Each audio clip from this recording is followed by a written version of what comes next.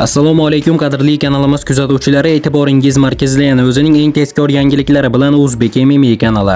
Qadrli do'stlar, hozirgi dasturimizda har doimgidek UFC va MMA olamida ro'y berayotgan eng so'nggi yangiliklar to'g'risida batafsil gaplashamiz. Qadrli do'stlar, bugungi dasturimizni boshlashdan oldin, agar siz kanalimizda yangi bo'lsangiz, albatta kanalimizga obuna bo'lib qo'ying. Bundan tashqari, mana shu roligimiz tarqalishi mehnatlarimiz besamar ketmasligi uchun pastga tushib, bir dona like bosib qo'ygan bo'lsangiz, biz bugungi dasturimizni boshladik.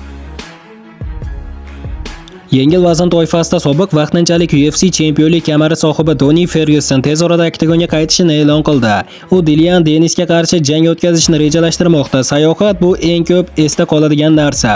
Denis baribir yo'q qilinadi. Tez orada bu jangimiz haqida xabar topasiz deya o'zining ijtimoiy tarmoqlardagi sahifasida xabar qoldirgan Elkukoy Fergyuson. Eslatib o'tamiz do'stlar, avvalroq Toni Fergyusonning GFL promotion turnirlarining birida Denisga qarshi jang o'tkazishi haqida xabarlar tarqalgandi.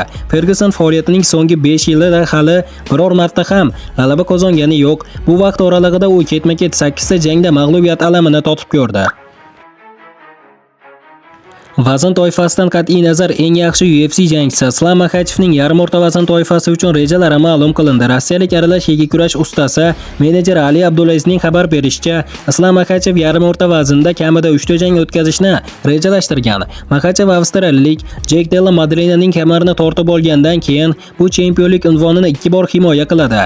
Islam Makhachev ayni paytda UFCning eng yaxshi peshqadam jangchisi. Yana ikkita chempionlik himoyasidan so'ng u UFC tarixidagi eng buyuk jangchiga aylanadi deya fikr bildirgan Ali Abdulaziz. Eslatib o'tamiz do'stlar, Jack Della Madalena 10-may kuni Marlon shahrida tashkil etiladigan turnirda amerikalik Belal Muhammadni ochkolar hisobiga ko'ra mag'lub etib, yarim o'rta vaznning yangi chempioniga aylanganda, Islam Makhachev esa yengil vazndagi kamarni vakant qoldirib, yarim o'rta vazn toifasiga ikkinchi chempionlik kamarini qo'lga kiritish ilinjida o'tgan edi.